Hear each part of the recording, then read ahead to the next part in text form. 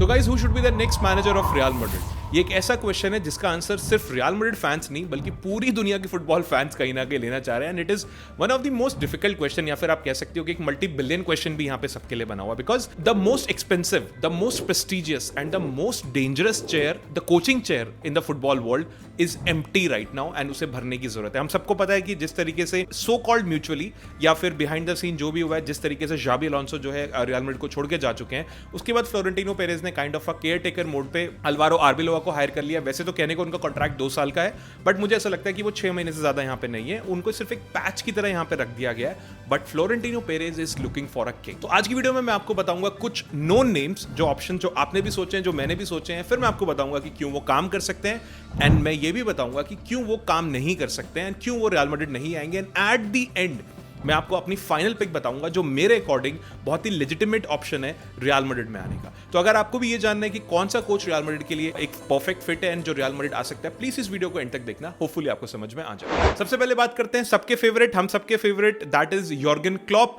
मुझे नहीं लगता कि मुझे बताने की जरूरत है कि जिस तरीके से फैंटास्टिक कोच यॉर्गन क्लॉप रहे हैं, उन्होंने बोरुसिया डॉर्टमुंड को मैनेज कराया, उन्होंने लिवरपूल को मैनेज कराया। टैक्टिक्स के अलावा उनका एक फेवरेट जो चीज है या फिर एक जो उनकी बहुत ही अच्छी चीज है, जो उनका बहुत ही स्ट्रॉन्ग होल्ड है, that is a man management.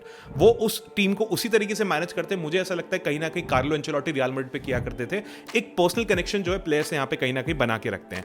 And मुझे ऐसा लगता है कि क्लॉप जो है ना एक अल्टीमेट एनर्जी वाले कोच है। भाई लौंडा एकदम एनर्जी से भरा रहता है हमेशा कहीं ना कहीं, एंड बर्नेबाउ को इस तरीके के एक एनर्जेटिक आदमी की कहीं ना कहीं यहाँ पे जरूरत है।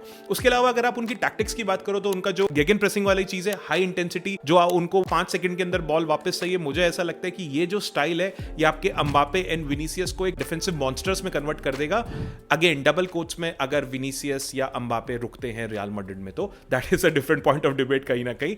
And apart from that not just defensive monsters, मुझे ऐसा लगता है कि इस टैक्टिक की वजह से एंड उसके अलावा जो उनका प्लेइंग स्टाइल है, Real Madrid will become the attacking monster, because Jurgen Klopp is the best balanced combination, जो कि वो गेगन प्रेसिंग जहां पे वो लोग टीम के ऊपर चढ़ चढ़ के बॉल छीन लेते हैं, उसके बाद जो अटैकिंग थ्रेट है दोनों के दोनों यहां पे कहीं ना कहीं देते हैं। एंड मुझे ऐसा लगता है कि इस टाइम पे जो स्क्वाड है वो कहीं ना कहीं जिस टाइप से यॉर्गन क्लॉप खिलाते हैं, जो उनको एकदम फिजिकल एथलीट्स चाहिए, जो उनका 4-3-3 वाला जो स्ट्रक्चर है, एकदम हेवी मेटल फुटबॉल, मैं इसको कहीं ना कहीं बोलता हूं 4-3-3 हेवी मेटल फुटबॉल जो है वो खिलाने के लिए ये जो स्क्वाड है ये हमारे पास बिल्कुल फिक्स है। आपके पास चुआमेनी जैसे प्लेयर हैं, आपके पास जूड बेलिंगम जैसे प्लेयर हैं जो मजदूरी करने को तैयार हैं, आपके पास एडम मिलिटाओ, राउल एसेंसियो जैसे प्लेयर्स हैं। तो कहीं ना कहीं मुझे ऐसा लगता है कि यॉर्गन क्लॉप आते हैं तो वो एक स्माइल लेके आ जाएंगे रियल मैड्रिड के अंदर, हमारे फैंस के चेहरे पे कहीं ना कहीं, एंड उसके साथ साथ सिर्फ स्माइल नहीं, वो एक थप्पड़ मारने वाला स्टाइल भी लेके आएंगे जो हमारे प्लेयर्स को यहाँ पे कहीं ना कहीं जरूरत है। अब फाइनली मैं बताता हूं कि क्यों वो रियल मैड्रिड नहीं आ सकते, ऐसा मुझे लगता है। फर्स्ट चीज ये कि वो अभी हेड ऑफ ग्लोबल सॉकर बने हुए रेड बुल में, फुटबॉलिंग वर्ल्ड से वो रिटायर हो चुके हैं, and head of the global soccer वाला जो रोल है वो फैंटास्टिकली एंजॉय कर रहे हैं। उन्होंने रिसेंटली एक इंटरव्यू में ये भी बोला था कि हाँ मेरे फोन बज रहे हैं बट वो रियल मैड्रिड से नहीं बज रहे हैं, एंड जिस तरीके से जाबी अलोंसो गए हैं ये हमको देख के सबको समझ में आता है कि रियल मैड्रिड में एक मेस बना हुआ है, एंड उनको ऐसा लगता है कि मैं अब ये डेली डे जो इतना टोल पड़ता है, कोचिंग का इतना प्रेशर होता है, मैं उसमें दोबारा कहीं ना कहीं आना नहीं चाहता। उनका जो रेड बुल का प्रोजेक्ट है वो उनको बहुत अच्छा लग रहा है, एंड वो दोबारा से किसी प्रेशर कुकर में नहीं पड़ना चाहते। एंड अगर आप मैड्रिड की बात करो तो मैड्रिड में आपको भाई यॉर्गन क्लॉप को कहीं ना कहीं 2-3 साल चाहिए एक टीम को बिल्ड करने के लिए, रियल मैड्रिड में आपको उतना टाइम नहीं मिलता, ये सब हम बहुत अच्छे से जानते हैं। एंड यॉर्गन क्लॉप को चाहिए peace, investment, signings, and Real Madrid जो है इन सब चीजों से थोड़ा सा दूर रहती है। सेकंड ऑप्शन जिनेदिन जिदान, मुझे नहीं ऐसा लगता कि मुझे बताने की जरूरत है, हम सबने इसके बारे में कहीं ना कहीं सोचा है, लोगों ने तो बाहर बैनर तक लगा दिए थे कि जिदान ये डूब रही है, प्लीज आके हमें बचा लो। हमारे 3-पीट का जो रिकॉर्ड है, मुझे नहीं लगता कि शायद कोई कोच दुनिया में ऐसा होगा जिस रिकॉर्ड को कहीं ना कहीं तोड़ पाएगा, and he is a player whisperer type coach, जो उनको पता है कि किस प्लेयर को क्या चाहिए, किसको कब बेंच करना है, किसको खिलाना है, किसको सब्स्टिट्यूट करना है, बिकॉज वो खुद एक मैजिशियन रहे हैं, राइट। सो मुझे ऐसा लगता है कि उनका जो 4-3-3 वाला फॉर्मेशन है वो कहीं ना कहीं फ्लेक्सिबल है, पोजिशनल फ्रीडम वो कहीं ना कहीं देता है। उसी टेन्योर में क्रिस्टियानो रोनाल्डो ने अपना बेस्ट वर्जन दिखाया था, हम सबको पता है, बिकॉज उनको वो फ्रीडम मिलती थी लेफ्ट साइड से जो हमारे एक सो कॉल्ड ब्राजीलियन प्लेयर को भी चाहिए, और वो उनको दी गई है, उसके बावजूद भी वो परफॉर्म नहीं कर पा रहे, बट ठीक है, बट सैलरी उनको भी रोनाल्डो वाली चाहिए, that is a different point.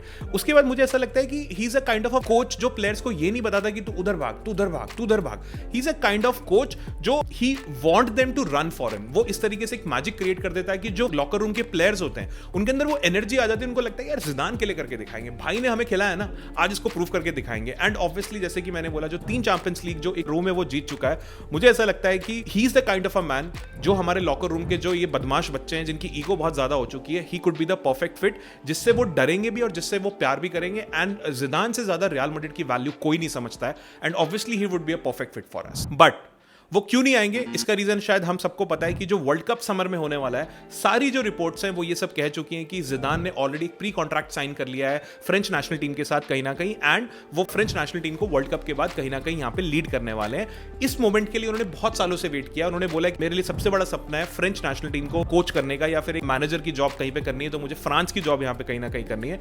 I personally don't think कि अपने कंट्री का ऑप्शन छोड़ के वो रियल मैड्रिड के लाना चाहेंगे। No doubt he loves Real Madrid, but जब फ्रांस और रियल मैड्रिड उनके सामने आ जाएगा, he'll always pick France. Third, हम सबके फेवरेट, मेरे personal favourite, Jose Mourinho, the dark knight returns. So मुझे ऐसा लगता है कि होजे मोरिनियो का आना क्यों बनता है। अगर आपका क्लब किसी भी मेस में है, आप एक ऐसे आदमी को हायर करते हो जो उसको ठीक से एकदम, आपकी गाड़ी अगर खराब होती है तो एक ऐसे मैकेनिक को हायर करते हो जो पूरी गाड़ी को आराम से खोलेगा, जो बढ़िया एकदम नट बोल्ट कस के आपकी गाड़ी को परफेक्ट बना देगा।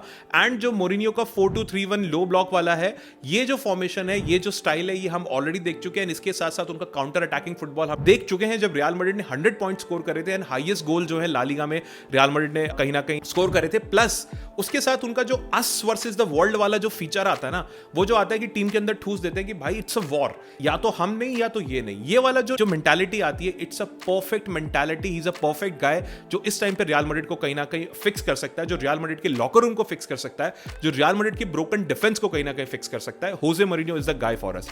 वो क्लब को पहले से जानता है, फ्लोरेंटिनो पेरेस के साथ बहुत अच्छी बातचीत भी है, and he has the every Arsenal. उसके पास सारे हथियार हैं हर प्लेयर से ट्रीट करने के, कहीं ना कहीं वो प्लेयर्स को बेल ट्रीटमेंट भी देगा, डे 1 से देना शुरू कर देगा, और उसको ये भी पता है कि मुझे किस प्लेयर को संभाल के रखना है, किस प्लेयर से किस तरीके से बात करनी है। एंड वो सबसे इंपॉर्टेंट चीज, वो कोई ब्यूटीफुल फुटबॉल नहीं खेलता। ही नोज कि आपको कब थोड़ा हुक एंड क्रुक से जीतना है, कब आपको अगली जीतना है। एंड जो इस समय की मॉडर्न फुटबॉल है, आपको इस तरीके के कोचेस की काफी ज्यादा जरूरत। बट अगेन, जस्ट लाइक ऊपर मैंने बताया कि क्यों होजे मोरिनियो जो है वो रियल मैड्रिड में नहीं आएंगे, द प्रॉब्लम इज दैट कि फुटबॉल जो है वो कहीं ना कहीं मूव कर गई है। अब जो फैन है ना, उनको ऐसा जोगा बोनितो वाला फुटबॉल चाहिए, उनको वो नहीं चाहिए 1-0 विन, जिस 30% पोजीशन जो कई बार हमने होजे मोरिनियो के साथ होते हुए कहीं ना कहीं देखिए। प्लस मोरिनियो ने रिसेंटली ना ये चीज बोल दिया कि रियल मैड्रिड पे एक सोप ओपेरा चल रही है, और सोप ओपेरा के अगर आप 1-2 एपिसोड मिस कर दो तो पूरा जो मजा है वो कहीं ना कहीं खत्म हो जाता है, और मैं सोप ओपेरा का कहीं ना कहीं पार्ट नहीं बनना चाहता। सो मुझे ऐसा लगता है कि फ्लोरेंटिनो पेरेस जो इस तरीके की स्टेटमेंट अगर कहीं ना कहीं होजे मोरिनियो ने दे दी है, तो मुझे ऐसा नहीं लगता है कि वो उनके पीछे जाना जाएंगे जो ओपनली रियल मैड्रिड को इस तरीके से बोल रहे हैं। जो रियल मैड्रिड में इस समय आग लगी हुई है, मुझे ऐसा नहीं लगता है कि होजे मोरिनियो उस आग को बुझाने के लिए रेडी है। वो कहीं ना कहीं उस आग से दूर रहने के लिए तैयार है, क्योंकि ऑलरेडी उनके नाम पे बहुत सारे जो चीजें हैं और कलंक लगे हुए हैं, तो एक और रियल मैड्रिड का इस तरीके की मेस में शायद नहीं पड़ना चाहता। फोर्थ, फाइनली जो मेरा लास्ट ऑप्शन है, दैट इज जूलियन नेगल्समैन, एक सिलिकन वैली कोच। भाई बहुत ही फैंटास्टिक प्लेयर है। अब मुझे ऐसा क्यों लगता है कि ये काम कर सकते हैं, because he is the most modern tactician on the planet. इनसे बेस्ट एकदम, मतलब ऑब्वियसली बहुत ही यंग कोच है, टेक्नोलॉजी यूज करता है, अलग तरीके का दिमाग लगाता है, और बहुत ही टैक्टिकल बंदा है। मतलब उस तरीके से नहीं सोचता जिस तरीके से हमारे पुराने जो कोचिंग लेजेंड्स है वो कहीं ना कहीं सोचते हैं। वो हमें kind of asymmetrical formation use कर लेता है, जिसके बारे में कोई कुछ नहीं बता सकता कि क्या हो रहा है। उसके बाद वो डेटा टीम हायर करता है, डेटा के थ्रू गैप्स ढूंढता है कि किस टीम में कहां पे गैप बनता है, एंड उसके अलावा वो उस तरीके की चीजें ढूंढ लेता है with the help of data, with the help of tech, and उसके अलावा बहुत सारी चीजों से जो शायद दूसरे कोच नॉर्मली यहां पे नहीं ढूंढ पाते। अगर आपको जूड बेलिंगम का, जस्ट फॉर एन एग्जांपल, अगर आपको जूड बेलिंगम का 100% यूज करना है, आपको उनकी 100% स्किल्स यूज करनी है, तो आपको मेरे ख्याल से कहीं ना कहीं नेगल्समैन जैसा आदमी चाहिए जो जूड बेलिंगम के 25 रोल निकाल देगा on the basis of data. इसी तरीके से फॉर विनीसियस जूनियर, इसी तरीके से फॉर अम्बापे, एंड वो रिस्क लेने से कहीं ना कहीं बिल्कुल नहीं हिचकेगा। तो मुझे ऐसा लगता है कि Nagelsmann is the kind of a scientist जो इस जॉब के लिए आपको कहीं ना कहीं जरूरी है। बट जस्ट लाइक ऊपर वालों की तरह नेगल्समैन भी मुझे लगता है कि रियल मैड्रिड नहीं आएगा, बिकॉज करंटली वो जर्मनी नेशनल टीम को 2026 वर्ल्ड कप के लिए प्रिपेयर कर रहा है। ही इज यंग, एक यंग लड़का है जिसके पास अभी बहुत लंबा चौड़ा कॉन्ट्रैक्ट है जर्मनी के साथ, and more importantly he is more like a system coach. वो सिस्टम को बहुत ज्यादा प्रेफरेंस देता है, एंड मैड्रिड के जो प्लेयर है वो सिस्टम से बहुत नफरत करते हैं। आप जाबी अलोंसो वाले एग्जांपल में ये चीज देख चुके हो। फिर दोबारा से वही प्रॉब्लम यहां पे आएगी कि तू बड़ा प्लेयर है क्या, तू तो छोटा सा कोच है, क्या ही करा है तूने खेली तक है फुटबॉल। हम विनीसियस जूनियर हैं, हम किलियन एम्बापे हैं, तू हमें बताएगा जाएगा क्या, वो प्रॉब्लम जो है ड्रेसिंग रूम में दोबारा हो सकती है। एंड हमारा जो ड्रेसिंग रूम है वो कहीं ना कहीं वाइब्स एंड लाइक वाले मोमेंट पे चलता है, जो कि नेगल्समैन यहाँ पे नहीं देंगे।